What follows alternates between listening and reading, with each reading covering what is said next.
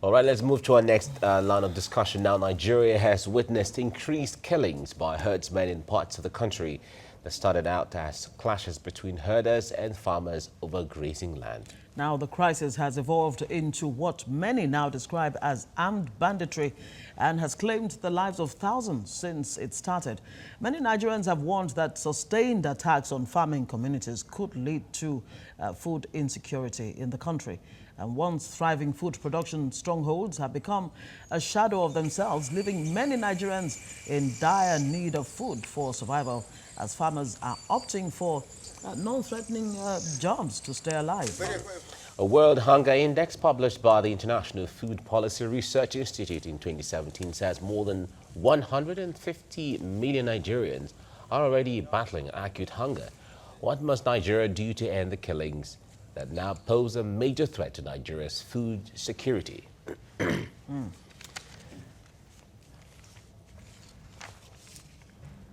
All right, that's a big question. Nigerians are asking what can be done. And we have joining us a social commentator, Smart Akpejoye, in the studio with us. Good morning, Smart. Good morning. Nice to see you. All right, in the last few weeks, I and Ngozi, in fact, Ngozi mentioned it here that the prices of tomatoes have so you don't know about it. Yeah, he wouldn't know. She brought it up. No, I know. No, of course, I know. Okay. I know. Because you have to bring exactly. From where the ATM comes out, and all of that. But the point there is that's just one. That onions, Irish potatoes, yams, tomatoes, and all of that. The prices keep going up. Initially, we were talking about the issue of inflation, cost of transportation and all of that. But now it's all about the issues in the north, the security issues in the north central now particularly. Well, we don't need anybody to tell us that we've come to a stage in this part of the world, in this country, that the cost of food will go up. Because if you see the states that are mostly affected, these are the food baskets of the nation. The food that comes in from Benue every day. And if we're talking about Benue, Benue is so vast. We'll be talking about the Idoma people too. We'll be talking about the Tiv. You understand?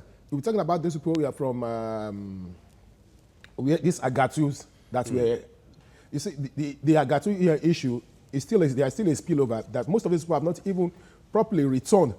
When you go to a place like Ekiti, you see more of the Agatu people now, they've moved out to do farming in those areas. Before now, you see, in 2004 or so, I was in Benue. We went on an investment visit. You see the numbers of trailers that are loading, and at night, they will start moving out.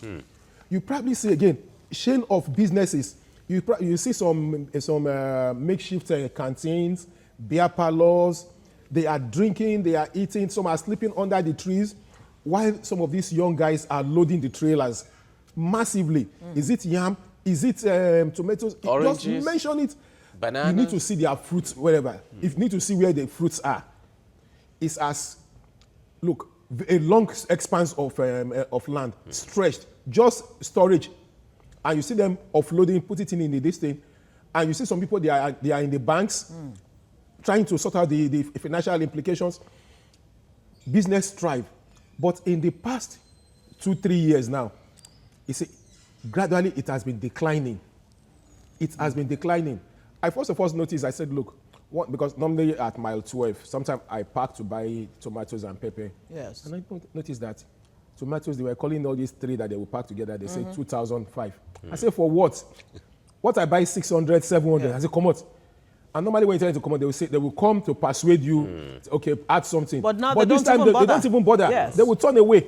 Because the next price, the next one you're going to see is the same. And they'll tell you how much it has affected everything. The baskets. They will tell you, oh, guy, even these people, they say, oh, God, things don't die. They don't kill people for naught. So people, they don't bring food again. Say, this one, I just one trailer when you come this morning. Look at that. Now, according to one of the leaders of the farmers in Benue State, 14 of 23 local governments where food crops like yam, corn, sesame seeds, soya, and the rest of them, beans, where they are produced in huge amounts, in huge quantities, have actually been occupied by herdsmen. That, as a matter of fact, since January, when the attacks on Benue started in Guma and Logo. Guma and Yeah, Logo, you see, these people, when they alone, attack, they've lost about 8 billion naira. these people, when they attack, the people are in the IDP camps, and you now see the cattle have taken over everywhere.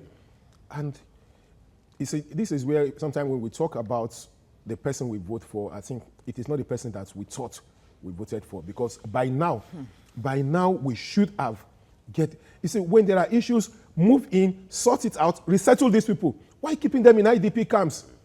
Why allow these people to take over their farms? And at this stage of our life, should we still be talking about somebody moving cattle from Maiduguri to Lagos for grazing at this point of our life? In fact, should we still be talking about that? The Minister of Agriculture, when he was coming in, he admitted that the Nigerian cows are the most malnourished in the world. Because the way we move them. Exactly. You see, if you're traveling, say, from outside London, you are going to some place like Oxford, you see, you start seeing some of these ranches. When you see the cattle, oh my God, you would like to eat meat. You would like to eat meat. If you see where they are slaughtered, honestly, you will want to eat meat. But when you see our cattle, the way they are, so they will start moving cattle from one place to another. They've devised all sorts of means now. Even armed robbers, they will push cattle out. As you are stopping for the cattle to cross the road, they are attacking you. So it has brought a whole lot of chains of problem. That the only way we will solve it is that, look, let us have ranches. It is no more out of fashion to be moving cows about. It is out of fashion. The real problem now is, how do we set up these ranches? And who should bear the cost? Because, I'm sure you know about government's plan to set aside some 170 billion to set up ranches in some 10 pilot states. You see, it should not be the federal government. Some states are saying, no, we're not going to give land, and we're not even ready to give any. Especially it should not be in the first place. The governments have been encouraging agriculture in all forms. So if the government wants to encourage the ranches too, there is no big deal about that. You understand? There is no big deal about that. But in the first place, if you want to encourage them, tell them to go and form association. Like they have the Mieti Alas. Tell the Mieti Alas, look, go to places in Maiduguri, go to places in Zamfara, go to places in this thing, go and look for land, talk to the states, talk to the local governments, create an expanse of land. We will do this, we will do that, we'll provide water, and let them begin to do that. You see, you don't have to, government does not have to go and set it up. I read it in the first place. It's a good plan, because they will just create this thing. So even though if I want to go into cattle rearing, I could even move my cattle there.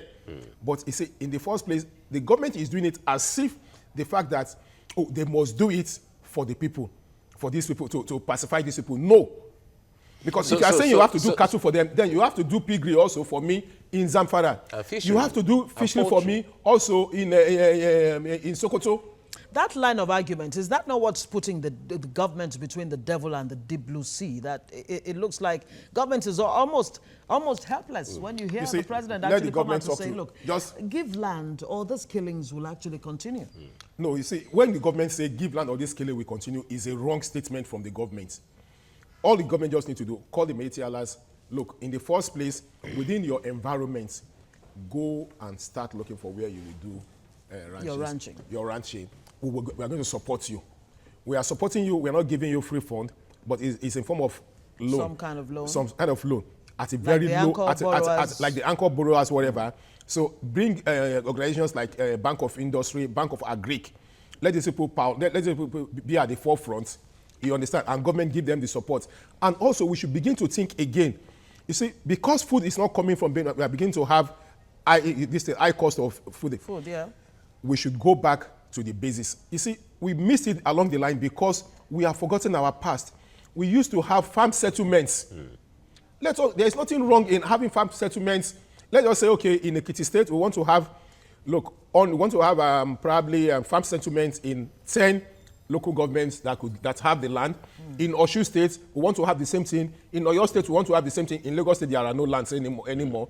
So go to all the states that have First, when you create farm settlement, you provide school, you provide medical facility, you provide housing, you provide good roads.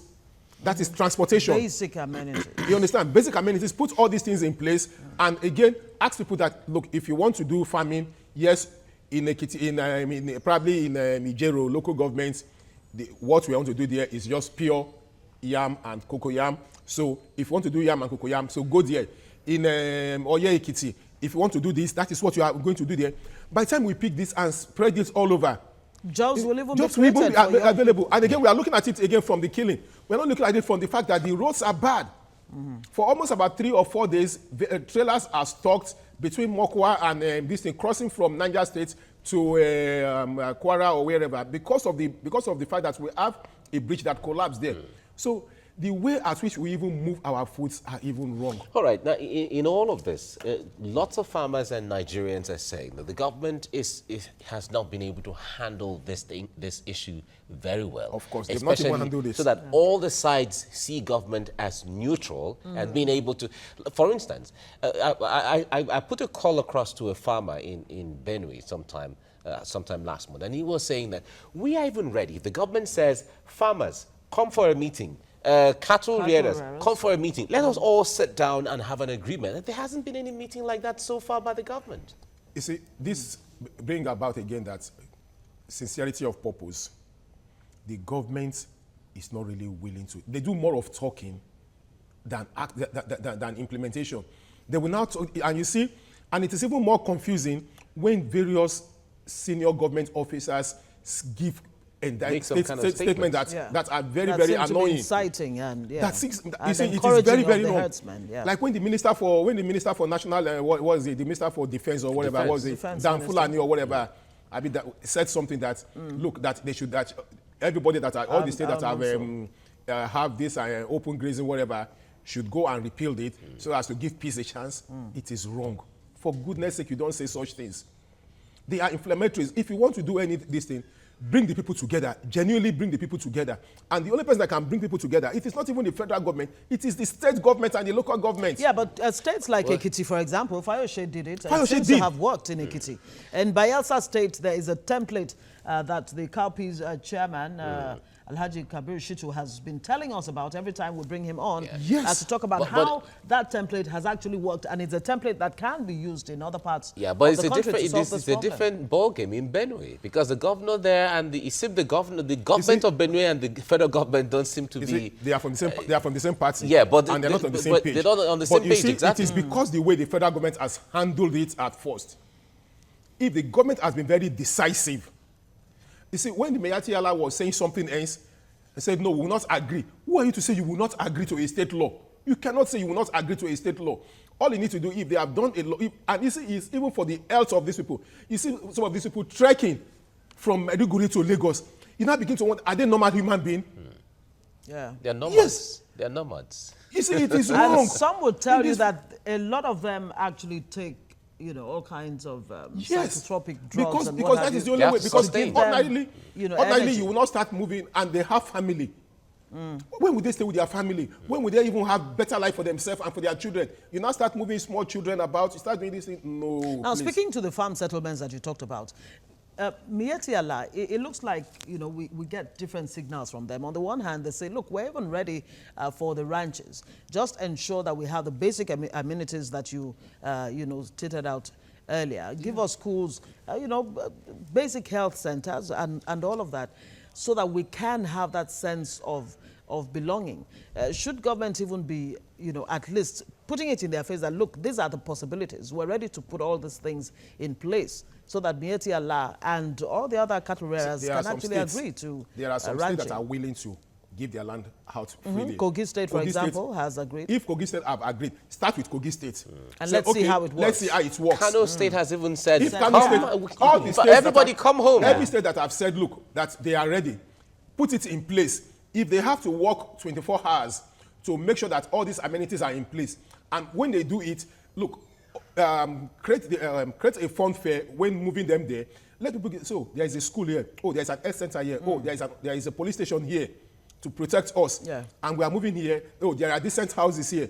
Our cows will graze within this area, and we have veterinary doctors coming in at least to see To check on the animals. Yeah. You see, people will be happy. He said, you don't need to travel for that long. Your children will go to school at a subsidized rate, even at free. You have this, you have this, you have that, you have that. And again, stylishly, you begin to take some little money from them. Taxes. In taxes, yeah. You understand? Taxes from there. You generate income. And by the time you have a ranch somewhere, I tell you something else will happen. We open up in that area. All right. Now, the president is somebody who owns a cattle, and certainly it is from the reports we got, it is clear that the Mieti Allah Association are not even the original owners when it comes to the ones who own the cattle. Yes. Those behind are the real people with the ownership of the cattle. We've also not heard, even though no one knows, their names are not out there to say, okay, this person is the owner of the cattle or that is the owner of the cattle. But we expect that these are people who are highly placed Nigerians who should know the implication of all of this and then call themselves or call each other or call the Mieti Allah to order when it comes to their ability, they are taking cattle from place to place. You see, like I've said, things like this, it's something that has been part of their culture, nomadic, as in part of their culture. Which has been a beautiful. So to do it now, to get at this thing, you see, you have to bring them back. First, educate them that, look, this moving from this place to this place, in the first place to you, you don't have time for your wife, you don't have time for your children, you don't do this, you don't do that. Tell them, first of all, show them the disadvantages. Now, this is the advantage you want to give you. Yes, it's most of these people, they don't even have cow. There was some time I was in Shaki, and I was discussing with a Fulani man because I bought him some drinks, and we were discussing. He said, look, he said, if I want to buy female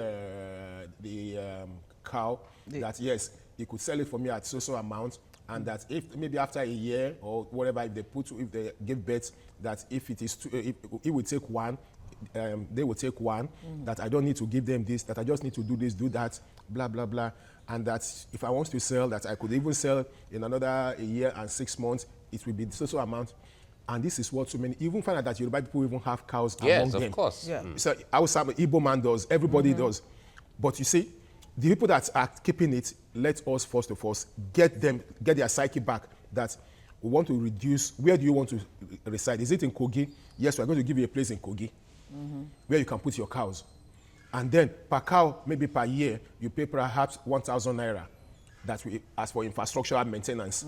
And when you have all these things, create an incentive that will bring these people, that will be attractive. And also, if the government wants to, it is only the government again. If the government calls the Mieti Allah and said, look, the leaders say, well, in the next, we've created ranch for you in Kogi State, so no more open grazing in the whole of Kogi State. So move there or you move your cow out. And I've given the Commissioner for Police instruction, I've given Head of Security's instruction. In the next 3 months, we don't want to see open grazing.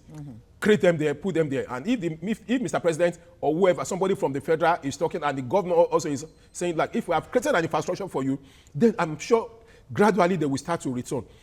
It is the government taking the initiative to do it first. Should that initiative even start from? There was a time when we did the nomadic education and all of that. I wonder what happened to that.